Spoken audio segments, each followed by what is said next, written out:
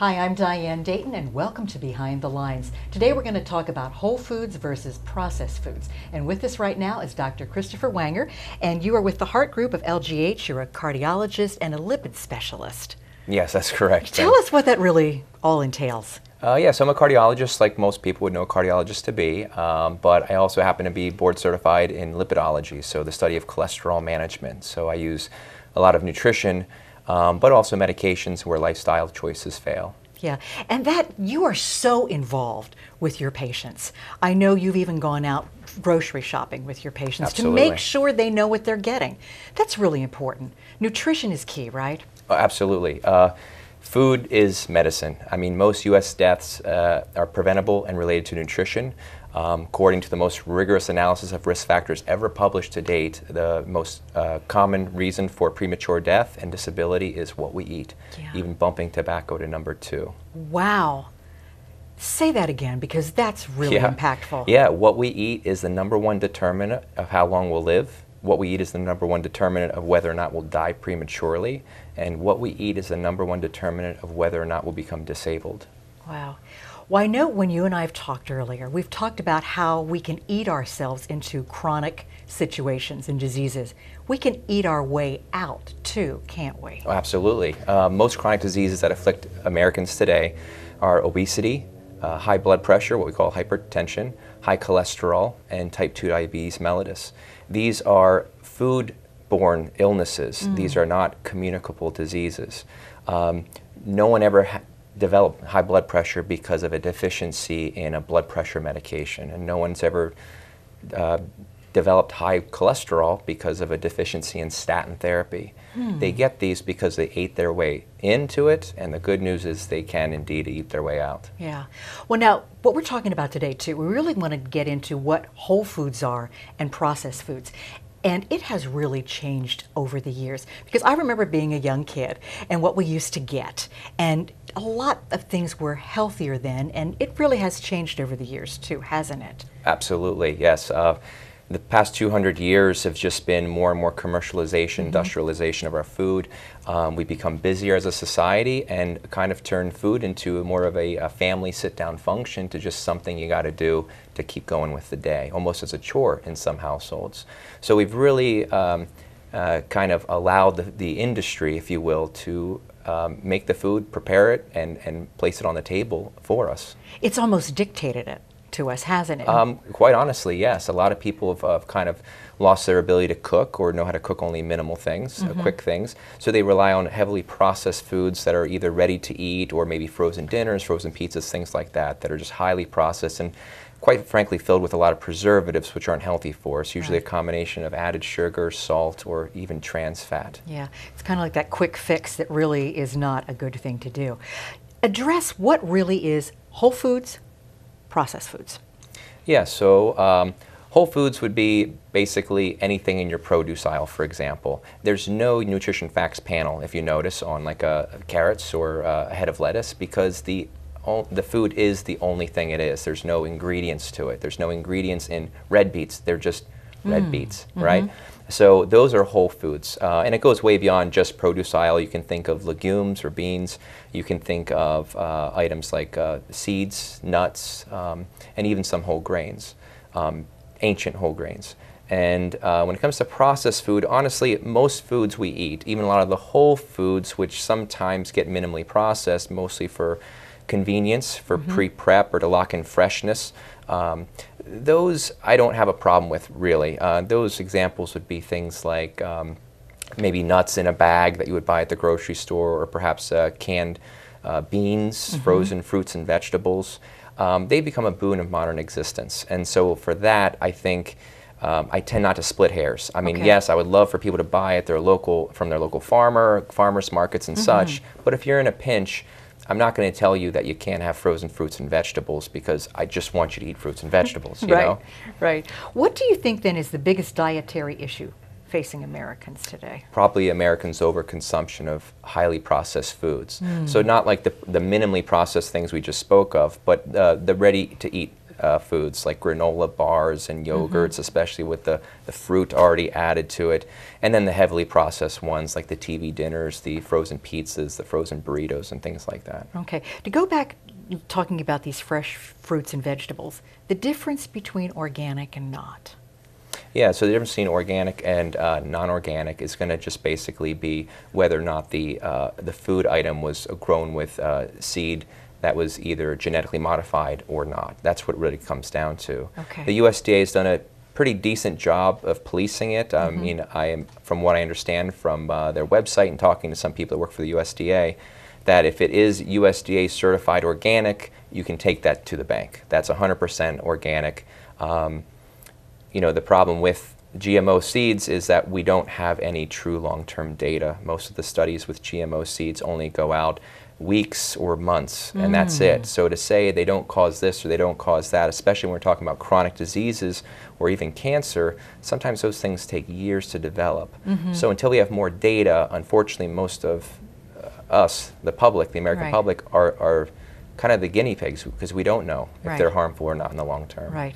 You and I we did a show on food labeling a few years back. Remember that. And you have been very actively involved with nutrition and what you eat as a part of overall health and actually basis for health. How did you get involved with that? What led you to this? Sure. So I always knew I wanted to be a physician, even as a kid.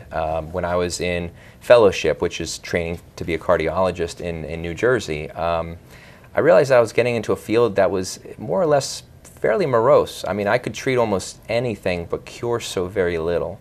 And so I happened to attend a lecture given by a pretty well-known lipidologist internationally, and he mentioned about a book, and I read that book, and it led to another and to another to another, and I realized that most of the chronic diseases, and even heart disease itself, may be a completely unnecessary epidemiologic scourge, siphoning years from life and life from years. Okay.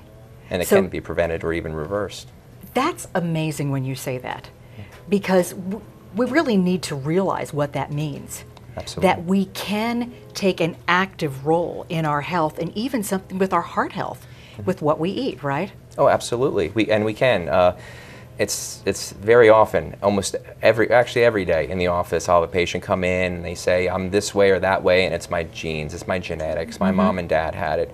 But the science says that it's not genes most of the time. Most of the time it's our food choices that tend to blend and masquerade as genes. I mean, when you go to reunions, you tend to eat what your family eats. Right. You tend to adopt the same eating habits, the grocery store brand names that your parents bought, same level of exercise, smoking or not. These things are kind of environmental factors that you pick up from watching, observing, and seeing, and what you're exposed to. Absolutely. So we really have to engage our brains in all of this as well before we decide what we're going to eat.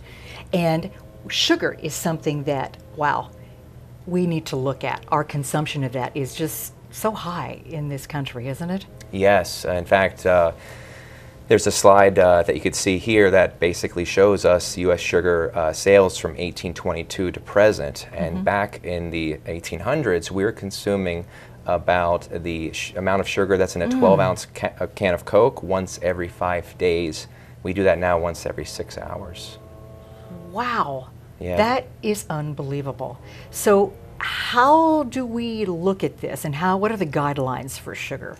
Yeah, so the USDA came out with their recent guidelines, and they actually mirror quite closely what the American Heart Association says and what the World Health Organization says. So all the major players are on the same page when it comes to added sugar. Okay. Mind you, we're not talking about simple sugars, naturally occurring sugars, such as fructose. As a monosaccharide in fruit, it's okay. Glucose, found in some pastas, found in some vegetables, that's okay as it exists in those whole foods. We're talking about basically the table sugar, also known as sucrose, and we're talking about high fructose corn syrup here. So the American Heart Association would recommend no more than 9 teaspoons of added sugar for a man, no more than 6 teaspoons of added sugar for a woman,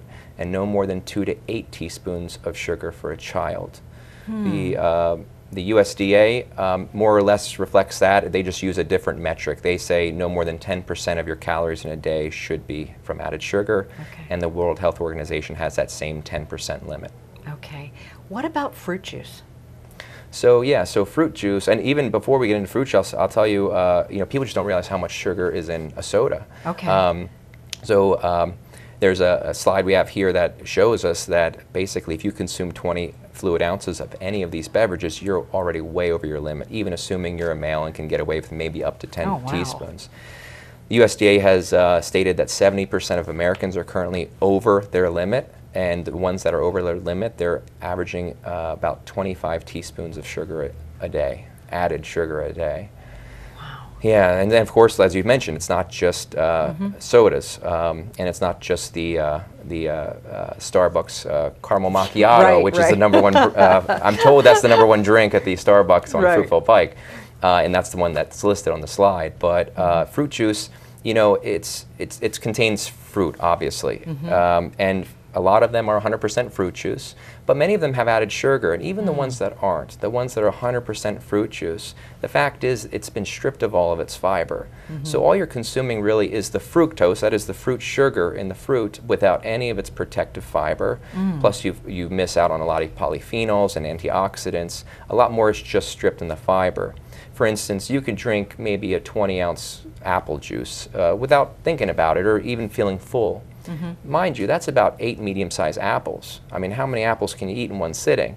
So fibers are nature's way of putting the brakes on overconsumption, because you just can't eat that many apples in one sitting. Wow, I never thought of it that way. It's a good way of putting it. What about artificial sweeteners? So artificial sweeteners, you know, they were sold to us initially as a way to enjoy your soft drink without the calories, and it's true, there's 0 calories, but they do have a hidden payload we've been finding.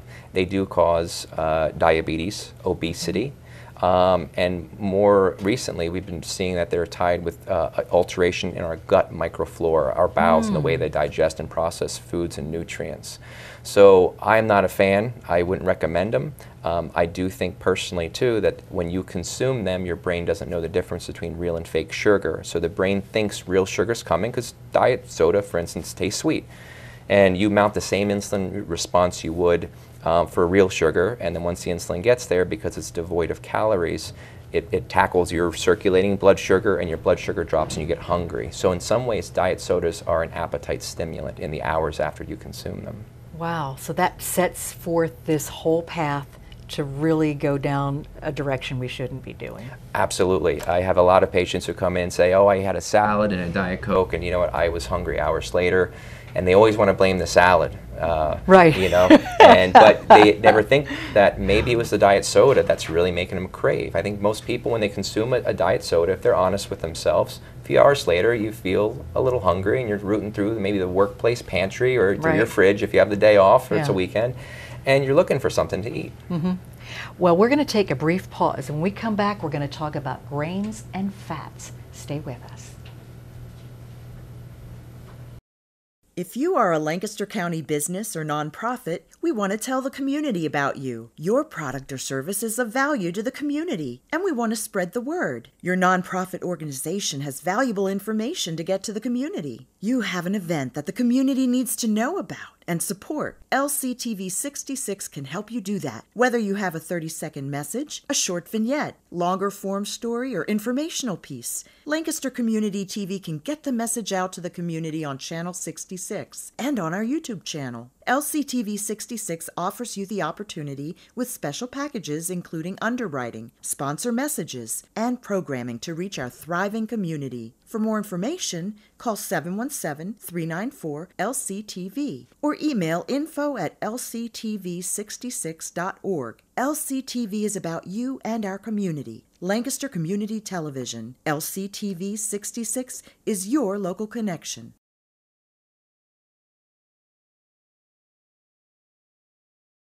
Welcome back to Behind the Lines. We're talking about whole foods versus processed foods with Dr. Christopher Wenger. He is with the Heart Group at LGH. You're also a cardiologist and a lipid specialist. We were talking a little bit about sugars and the foods that we eat, the fruits and vegetables. Let's get into the grains. What do we need to know about grains? There's so many different types, like for instance, whole grains versus refined grains.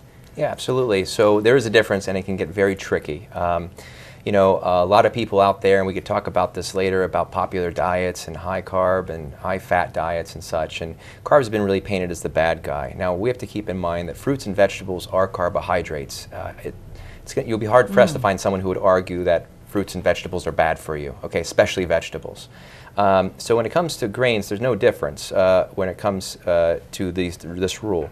There are better grains for you. For instance, we know that whole grains reduce cardiovascular disease and death from cardiac causes. In some cases, too, there's data to show that it also lowers cholesterol because it's being substituted for other foods. The problem is most people don't know what a whole grain is. It's very confusing in the grocery store. They get confused by whole wheat, what's whole grain, refined grains, and rich grains. There's so many layers of complexity. So a whole grain really is this. It's a grain where basically all three parts of the grain kernel itself remain intact. The outer coating, where all the fiber is, the bran, and then the inside, the endosperm and the germ are all intact, as they should be, as packaged in nature. Okay. Then you have refined grains where basically through a milling process, the bran, the fibrous outer layer is stripped away, and so is the germ, and all that's left then is the endosperm. Okay. And for that, then that carries with it a loss of iron, B vitamins, and fiber. So that's what a refined grain is. Okay. And then an enriched grain is a refined grain that had the vitamin Bs added back and the iron, but not the fiber. Once the fiber is stripped away from the whole grain, you'll never get it back. And that is probably why whole grains are in fact healthy for us, because of the fiber content. So the absolute worst is what? Which one out of all of these? Probably the worst, or the one to be watching out for, isn't even one we mentioned yet. That Which would be one's that? that would be the fortified grains. Okay. Because fortified grains are so cheap and fiberless and have nothing in them that means that the grain that they're using didn't even have the B vitamins or iron or any of that stuff. It was added into it post-production. So think of Fruit Loops. Fruit Loops would be a perfect example of that type of grain. Okay? It's a fortified grain because it has. There's no way you're going to find that much vitamin C and A and D and all of those things in a cereal like Fruit Loops. Right. And I hope no one would buy Fruit Loops thinking that that's how they get their vitamin C in the day. Right. Right?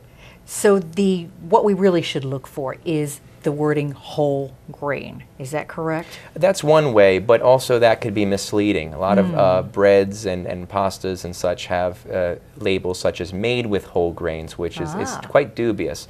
All that means is there's some whole grain in there somewhere, but by no means does it mean it's going to be the lion's share of what you're actually consuming.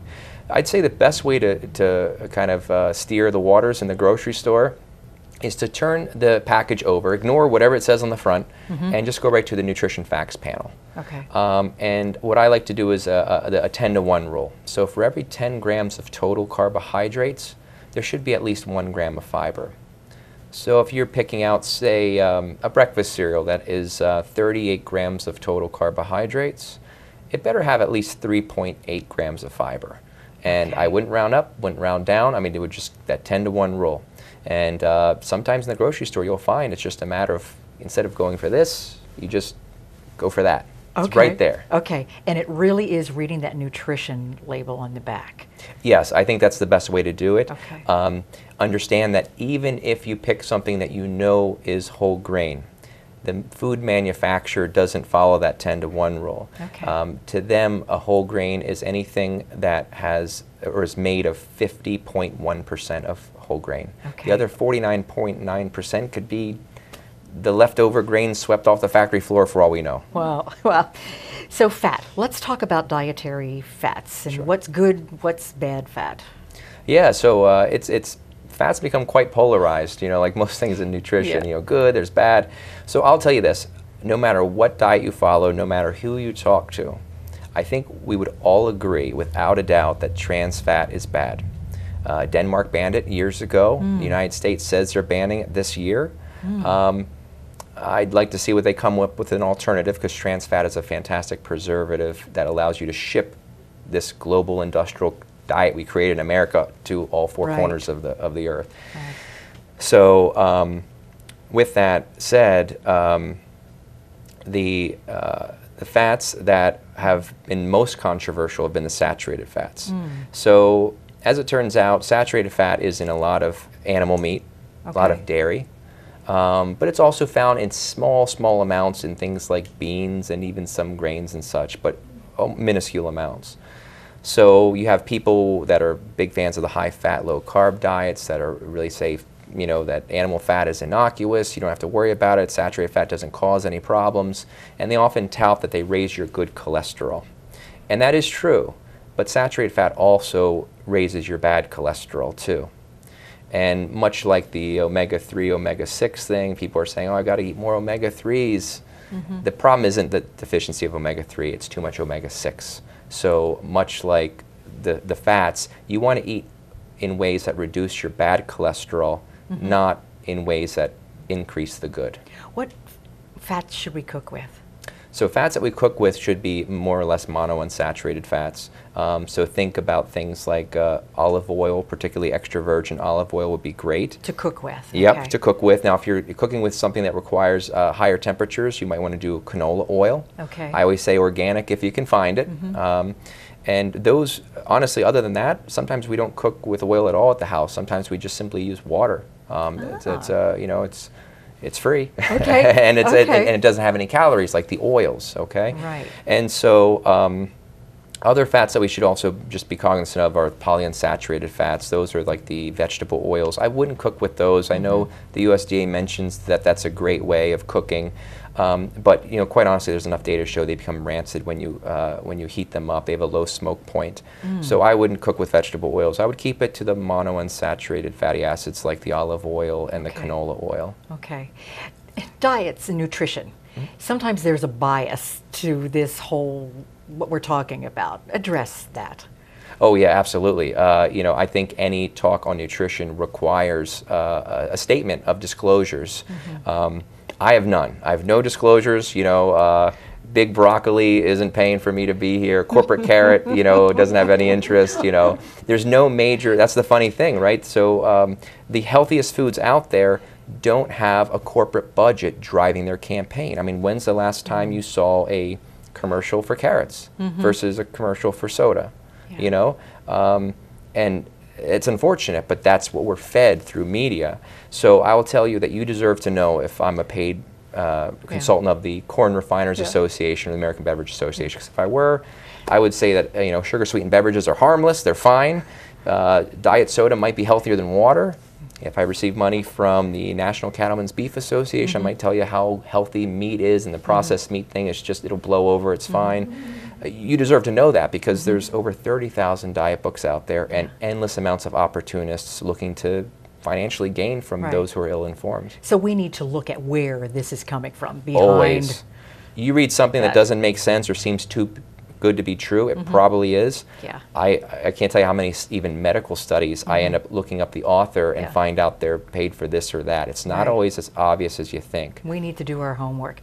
So what should we really be eating in summary?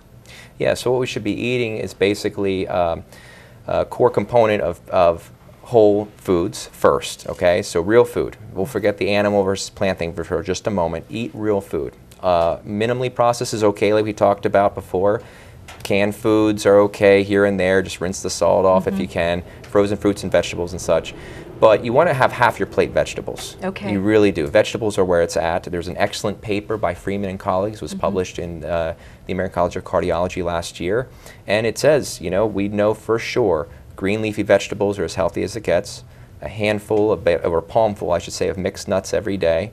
At least 3 servings of berries, like blueberries, strawberries, a week. And we also know that plant protein is a healthier alternative, a much healthier alternative to animal-based protein. And this has been proven. We want to steer away from the egg yolks. Unfortunately, believe it or not, they've always been bad in the unbiased research. and processed red meats. Okay. Red meats where possible, especially if you can get it from a plant-based source. And juicing's not a good idea for the reasons we talked about before. You get all that sugar with no protective fiber. And lastly, the tropical oils stay away from. I would stay away from the palm kernel oil, the coconut oil. I know they sound natural and great, but you know what? They're really high in saturated fat and will undoubtedly increase most people's bad cholesterol. Okay, and finally, tips for shopping. Go to your local farmer markets and shop perimeter at grocery stores. What are your thoughts? Yeah, I always like that idea. Yeah, I guess rule number one, never grocery shop when you're hungry. Oh, yes, true. Number two, stick to the periphery wherever you can. And remember that the healthiest foods in that grocery store are going to be so healthy they won't even require a nutrition facts panel for labeling, right? Okay. Think lots of produce. All right. Thank you so much for coming on today, talking about whole foods, processed foods. You've really shed a lot of light on things that we need to consume. We've eaten ourselves into situations, and it is possible to eat our way out, and food is medicine. What we put in does make a difference, right? Absolutely. It's how we communicate with our body as to what we desire out of it. Yeah. Thank you again. You're welcome. And thank you for joining us today on Behind the Lines. We hope that you've learned some things that you can take with you. Reminding you, I'm Diane Dayton. Look behind the lines. You might be surprised what you find.